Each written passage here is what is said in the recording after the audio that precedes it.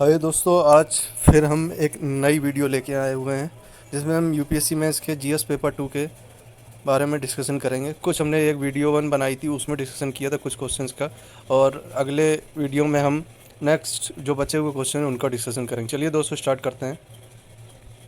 हमारे पास क्वेश्चन है 7th। Question है, आर्थिक प्रदर्शन के लिए संस्थागत गुणवत्ता एक निर्णायक चालक है।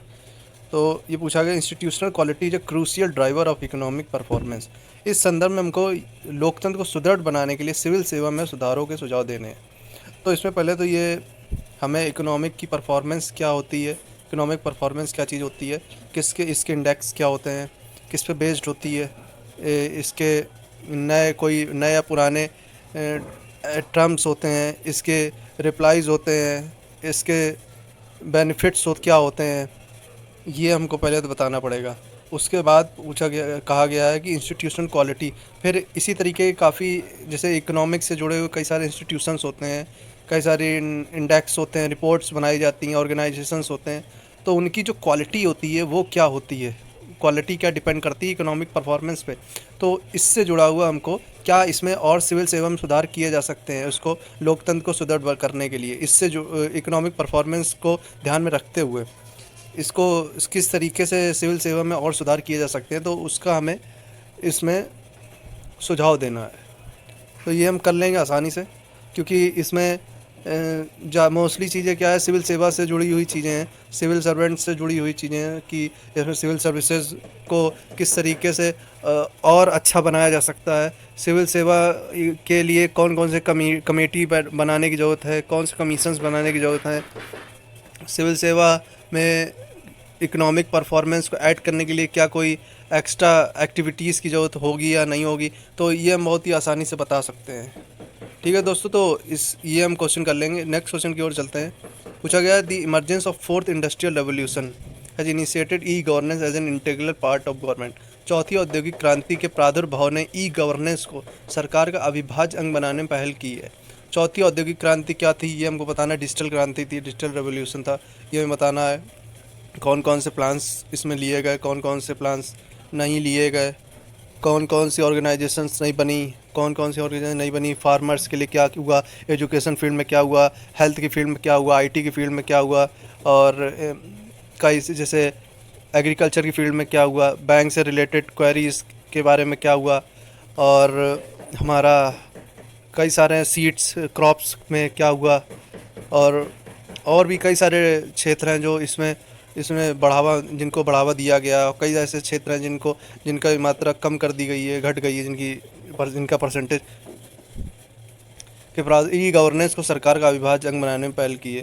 तो ई गवर्नेंस जैसे ऑनलाइन सुविधाएं, जैसे, और अब क्या है कि जैसे पहले क्या होता था कि टोटल फाइल पेपर का काम हुआ करता था, ऑफलाइन काम होता था, अब तो ऑनलाइन काम होने होने चालू हो गए, वेबसाइट्स बन गए, एप्लीकेशंस बन गए, ब्राउज़र्स काम करने लगे हैं, हर मोदी ऐप बन गई है। तो हर एक डिपार्टमेंट के लिए एक पर्सनल वेबसाइट्स तैयार हो रही हैं, जितना भी डाटा है सब ऑनलाइन आ रहा है। तो ये सब चौथी औद्योगिक क्रांति के का असर है। तो ये हमें इसके में लिखना है, किस तरीके से चौथी औद्योगिक क्रांति ने ई गवर्नेंस को बढ़ावा दिया है, सरकार का अविभाज्य अंग बनाने में पहल की है, जिसको जो कभी भी जो ख़त्म ना हो सके, कोई ऐसा टर्म ना आ जाए जिससे जिससे ई गवर्नेंस को डिक्रीमेंट होने लगे, कम होने लगे ई गवर्नेंस। तो ये सब चीज़ें हमें लिखना है इसमें। चलिए नेक्स्ट क्वेश्चन को चलते हैं।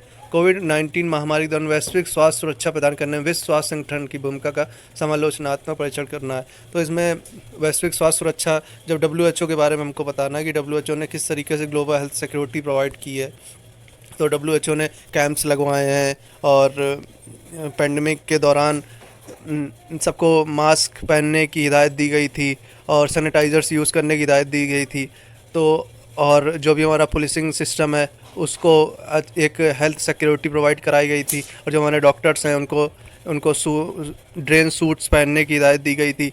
और जो मेडिसिन्स वगैरह है, मेडिसिन्स अगर आप लेने जाते हैं तो वो भी, उसके लिए भी ग्लव्स पहनने के लिए हिदायत दी गई थी।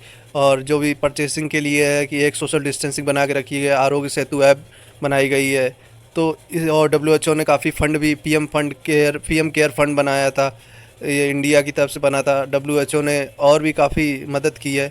जिसको ग्लोबल हेल्थ सिक्योरिटी के दौरान हम के लिए हम बोल सकते हैं। डब्ल्यूएचओ के द्वारा, डब्ल्यूएचओ ने मतलब ऐसी इंस्ट्रक्शंस दिए गए थे, तो इंडियन गवर्नमेंट ने आरोग्य सेतु ऐप बनाया था, पीएम केयर फंड भी बनाया था। तो मतलब डब्ल्यूएचओ ने नहीं बनाया था, पीएम इंडियन गवर्नमेंट के द्वारा ही बना था। तो ये सब डब्ल्यूएचओ ने किया था ग्लोबल हेल्थ सिक्योरिटी के लिए। इस तरीके से हम इसमें लिख सकते हैं। नेक्स्ट क्वेश्चन है, अमेरिका एवं यूरोपीय देशों की राजनीति और अर्थव्यवस्था में भारतीय प्रवासियों को एक निर्णायक भूमिका निभानी है। ये भी हम लिख सकते हैं, ये थोड़ा इंटरनेशनल रिलेशन से जुड़ा हुआ क्वेश्चन है। लिख सकते हैं कि अमेरिका और यूरोप देश की राजनीति और अर्थव्यवस्था में भारतीय प्रवासियों को एक निर्णायक भूमिका निभानी। जो भी भारतीय प्रवासी थे उन वो सब उन्होंने एक अच्छी भूमिका निभाई है अमेरिका की राजनीति और अर्थव्यवस्था में। वहाँ के जो भी एक्सटर्नल फॉरेन सेक्रेटरीज थे, फॉरेन